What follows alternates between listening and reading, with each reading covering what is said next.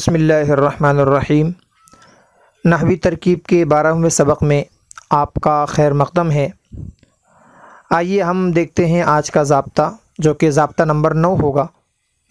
ضابطہ یہ ہے کہ جس اسم کے ساتھ ضمیر متصل آ جائے وہاں ہمیشہ مضاف اور مضاف الیہ کی ترکیب ہوگی۔ جیسے غلامی، غلامہ، یہ ضمیر متصل لگی ہے اسم کے ساتھ، یہاں ہمیشہ مضاف اور مضاف الیہ کی ترکیب ہوگی۔ اس کی ہم عملی مشق کر لیتے ہیں۔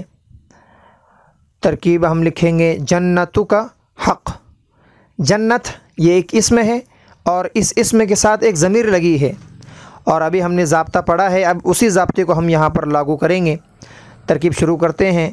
جنت یہ ہوگی مرفوع لفظاً مضاف۔ مرفوع اس لیے کہ ہم اسے مبتدا بنانے والے ہیں، لفظاً اس لیے کہ ہم اس پر رفع کا تلفظ کریں گے جنتو، اور یہ مضاف ہوگا۔ مضاف اس لیے کہ ضابطہ نمبر 9 لاگو ہوا ہے کہ جس اسم کے ساتھ ضمیر لگ جائے وہ اسم اور وہ ضمیر دونوں مضاف مضاف الیہ بنتے ہیں، تو اس لیے ہم نے جنت کو مضاف بنایا۔ اور کاف، اسے کیا بنائیں گے ہم؟ مجرور محلاً مضاف الیہ۔ مجرور محلاً مضاف الیہ۔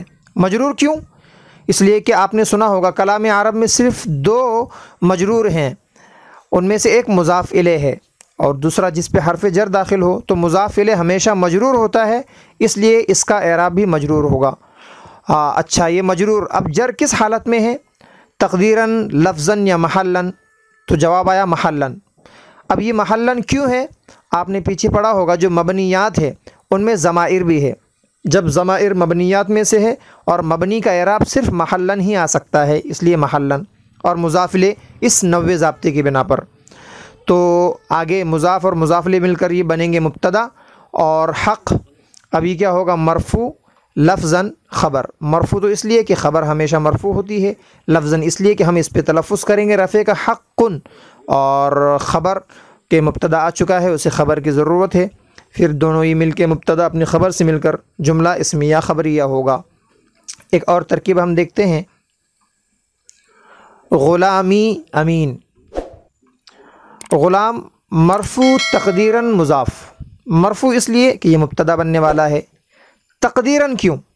تقدیراً اس لیے کہ آپ نے 16 قسموں میں پڑھا ہوگا کہ جمع مذکر سالم کے علاوہ جو بھی اسم یا متکلم کی طرف مضاف ہو اس کا اعراب تینوں حالتوں میں تقدیری ہوتا ہے۔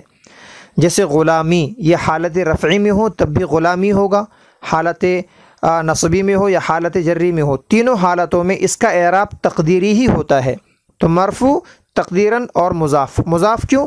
اس لیے کہ اس اسم کے ساتھ ضمیر متصل لگی ہے، اور 9واں ضابطہ ہم پڑھ چکے ہیں کہ جس اسم کے ساتھ ضمیر متصل لگے اس کی ترکیب مضاف مضاف الیہ کی ہوتی ہے۔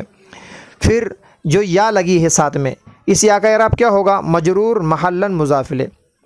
یہ یا مجرور کیوں؟